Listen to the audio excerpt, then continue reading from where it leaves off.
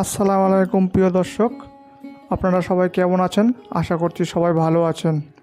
আজ আমি আপনাদের সামনে আমার পুরো ফার্মটি আপনাদের সামনে তুলে ধরব। ফার্মে ঢোকার প্রথমেই আপনারা দেখতে পাচ্ছেন যে স্প্রে ড্রাম এবং পটার জল দিয়ে পা ভিজিয়ে তারপর ফার্মের ভিতরে ঢুকতে হবে। ফার্মের ভিতরে ঢোকার আগে বায়োসিকিউরিটি মেনটেন্স করতে হয়, নাহলে মুরগির প্রতি রোগ জীবাণু আক্রমণ করতে পারে। তাছাড়া মুরগি ভাইরাসের কবলে পড়তে পারে। মুরগির ভাইরাস একটি ভাইটাল জিনিস। একটা মুরগিকে ভাইরাস ধরলে সব মুরগি রোগে আক্রান্ত হতে পারে। বায়োসিকিউরিটি মেনটেন্স করা খুবই প্রয়োজন। আপনারা সকলেই জানেন আমি লেয়ারের জন্য মুরগি পালন করে থাকি এবং মাংসের জন্য আমি খুব কম মুরগি পালন করি, কারণ আমার নিজস্ব হ্যাচারি আছে। সেই হ্যাচারি থেকে আমি মুরগির বাচ্চা ফোটাই। এই যে এগুলো মুরগিগুলো দেখতে পাচ্ছেন, এই মুরগিগুলো সব লেয়ার মুরগি এবং আমি মুরগি বাইরে ছেড়ে দিয়ে পালন করি। সব মুরগি দেখেন বাইরে চলে এসেছে। ভিতরে অল্প কিছু মুরগি আছে, ভিতরেও জল খাবার দেওয়া আছে এবং বাইরেও জল খাবার দেওয়া আছে। যেটা দেখলেন এটা আমার হচ্ছে প্রথম ফার্ম। এবার 2 নম্বর ফার্মটি আমি আপনাকে দেখাচ্ছি। এটা আমার 2 নম্বর ফার্ম। দেখেন সব মুরগি বাইরে ছেড়ে দেওয়া আছে। রোদের কারণে তারা বাইরে নেই, তারা চালের নিচে আশ্রয় নিয়েছে এবং উপরে আমার নেট দেওয়া আছে যাতে মুরগি উড়ে যেতে না পারে। মুরগিকে খোলামেলাভাবে ছেড়ে দেওয়ার কারণে মুরগির রোগে খুব কম আক্রান্ত হয় এবং মুরগির স্বাধীনতা বজায় থাকে।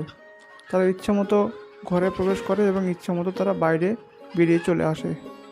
বর্তমানে আমার মুরগি 60% বাইরে আছে এবং 40% ভিতরে আছে। সারাদিন মুরগি বাইরে থাকার কারণে ঘরটা কম নোংরা হচ্ছে এবং ঘরটা পরিষ্কার থাকে। এবং চলুন আমি আপনাদের আরও অন্যান্য ফার্মগুলো দেখাই। সামনে যে জায়গাটা দেখতে পাচ্ছেন, এখানে আমার মাংসের জন্য মুরগি রাখা ছিল, সেগুলোকে বিক্রি করে দিয়েছি এবং পরবর্তীকালে আমি আরও মুরগি এখানে ঢুকাবো, মাংসের জন্য আরও মুরগি ঢুকাবো। এবার আসুন আবার আরও অন্যান্য ফার্মগুলিকে আপনাদেরকে দেখাই। এটা আমার ফার্মের ভিতরে যাওয়ার রাস্তা। ওইদিকে আরও ফার্ম আছে, সেগুলোকে আমি এক এক করে আপনাদেরকে দেখাবো। পাশের ফার্মটি দেখতে পাচ্ছেন, এটা পুরোপুরি খালি আছে। এই মুরগিগুলো আমি বিক্রি করে দিয়েছি। এখানে মাংসের জন্য মুরগি রাখা ছিল। মুরগির পাশাপাশি আমি কিছু ছাগলও পালন করি, সেগুলোকে আমি আপনাদেরকে দেখাবো। তাই ভিডিওটা শেষ পর্যন্ত দেখুন, অনেক কিছু শিখতে পারবেন। মুরগি পালন করতে গেলে কিছু জিনিস শেখার প্রয়োজন আছে, সেগুলি না জানলে আপনারা পারবেন না। যারা নতুন মুরগি খামার করবেন বলে ভাবছেন, তারা একবারে অধিক মুরগি তুলবেন না। প্রথমে আপনারা 2 থেকে 300 মুরগি দিয়ে ট্রাই করবেন এবং শিখবেন কি করে কি করতে হয়, তারপরেই বড় পদক্ষেপ নেবেন। উপরের যে অংশটি দেখছেন, উপরের অংশটি এখানে আমার ছাগল থাকে এবং নিচে মুরগি থাকছিল, এখন নেই। আমার মুরগি ফার্মের যে মূল রহস্য, সেটা আমি আপনাদের আজকে দেখাবো। অনেক খামারি আছে যারা মুরগি ফার্ম করে লজে রান করছে, তাদের আমার এই ভিডিওটি অবশ্যই দেখা উচিত। দেখেন কি করে আমি স্বাবলম্বী হয়েছি। আপনারা এই পুকুরটি দেখতে পাচ্ছেন, এই পুকুরটিতে আমি শিঙি মাছ চাষ করতাম, এখন করি না, কারণ শীতকালে আমি পুকুরটি শুকিয়ে ফেলি।